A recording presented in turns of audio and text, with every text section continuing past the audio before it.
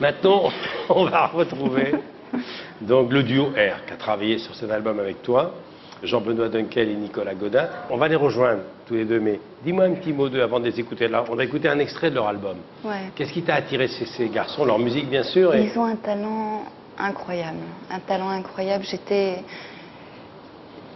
J'avais tellement envie. J'étais très fan de tout ce qu'ils avaient fait avant. Enfin, tous les albums. Évidemment, Virgin Suicide, c'est celui sur lequel j'ai accroché le plus. Mais il y avait. En tout cas, ton retour, c'était avec eux ou pas du tout? Ouais, c'était.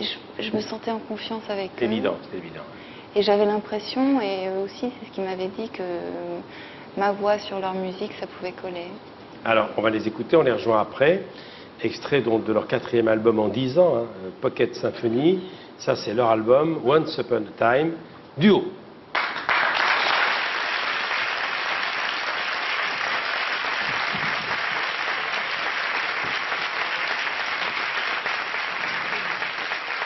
Nicolas, Jean-Benoît, le duo R, pour la première fois sur le plateau de Vivement Dimanche. Grâce à toi, Charlotte, je te remercie infiniment. Merci à vous. Voilà. On peut peut-être applaudir aussi votre batteur, l'américain Harry, qui était là. Merci beaucoup. Alors, vous êtes Versaillais, on ne vous voit jamais à la télévision, mais les spécialistes vous connaissent depuis très longtemps. Vous êtes un peu les ambassadeurs de cette musique électronique French Touch. Qu'est-ce qu'elle a de différent, cette French Touch? Pourquoi vous avez tant de succès? Vous avez essayé d'analyser votre succès depuis 10 ans? À la base, c'était de la musique instrumentale, donc on a pu comme ça être connu à l'étranger, puisqu'on n'avait pas la barrière de la langue. Et ensuite, on s'est mis à chanter, et les gens ont vraiment aimé notre accent français quand on chante en anglais, donc ça, le succès a perduré comme ça. Voilà. Vous êtes connus à Versailles, Ouais. au lycée, vous êtes deux copains de toujours? On s'est rencontrés à Versailles, mais très très vite, on a préféré vivre à Paris. Parce qu'à Paris, il y a plus d'opportunités musicales, évidemment, comme vous le savez. donc voilà, et puis après Paris, on a commencé à beaucoup voyager. Votre culture musicale, au départ? C'est la culture, justement, en ce moment, on parle beaucoup de Michel Polnareff. Oui. C'était vraiment des chansons qui ont été importantes pour nous. Le son de Michel Polnareff? Oui, oui. Serge Gainsbourg, évidemment. Beaucoup de musique classique, musique de film, beaucoup de musique instrumentale.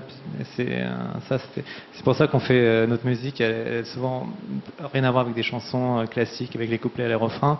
Et on a fait un effort spécial pour l'album de Charlotte. On a vraiment composé 12 chansons, vraiment bien structurées. Donc, alors là, on a entendu un extrait de votre propre album, ouais, ouais. Hein, Once Upon a Time, Il était une fois, et vous avez travaillé sur tous les titres de l'album de Charlotte. Comment s'est passée votre rencontre, Charlotte? Comment tu as rencontré ces deux jeunes musiciens? C'est parce que je les ai rencontrés qu'il y a eu l'album. Enfin, c'était l'idée de départ, c'était de faire un album tous les 3, 4 avec Nigel. Parce que tu n'avais pas chanté, enregistré depuis très longtemps. Oui. Depuis très longtemps, oui. Quels arguments ils t'ont proposés pour te décider à revenir? Non, mais déjà, nous, on avait une grande envie de faire un album avec Charlotte. Ah ouais. Enfin, même, je dirais qu'il y avait une affinité avec sa voix. Lorsque nous, on fait des chansons, on aime ce timbre de voix délicat. Et donc, il y avait déjà à la base une affinité sonore. Nicolas, Jean